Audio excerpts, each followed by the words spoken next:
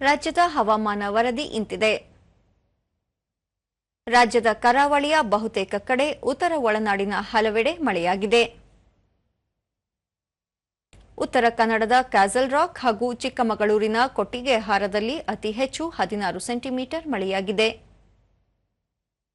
ಉಳಿದಂತೆ ಭಾಗಮಂಡಲ 10, ಬೆಳ್ತಂಗಡಿ, ಮಂಕಿ 9, ಮಂಗಳೂರು, ಗೇರುಸೊಪ್ಪ 8, ಕುಂದಾಪುರ, ಮಾಣಿ, ಕುಮಟ, ಧರ್ಮಸ್ಥಳ, ಗೋಕರ್ಣ, ಅಂಕೋಲ, ಕಳಸ 7, ಲೋಂಡ, ಶೃಂಗೇರಿ, ಯಲ್ಲಾಪುರ, ಹೊನ್ನಾವರ, ಕಾರ್ಕಳ 6, ಸಿದ್ದಾಪುರ, ಪುತ್ತೂರು, ಮೂಲ್ಕಿ, ಕಾರವಾರ, ಔರಾದ್, ಖಾನಾಪುರದಲ್ಲಿ ತಲಾ 5 ಸೆಂಟಿಮೀಟರ್ ಮಳೆಯಾಗಿದೆ.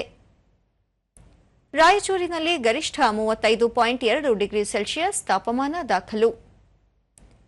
ಮುನ್ಸೂಚನೆಯಂತೆ ಮುಂದಿನ 7 ದಿನಗಳ ಕಾಲ ರಾಜ್ಯದ ವಿವಿಧೆಡೆ ಗುಡುಗು ಸಹಿತ ಭಾರೀ ಮಳೆ ಸಾಧ್ಯತೆ.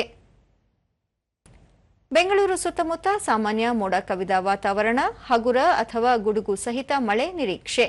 ಗರಿಷ್ಠ 27, ಕನಿಷ್ಠ 21 ಡಿಗ್ರಿ ಸೆಲ್ಸಿಯಸ್ ತಾಪಮಾನ ದಾಖಲು ಸಂಭವ.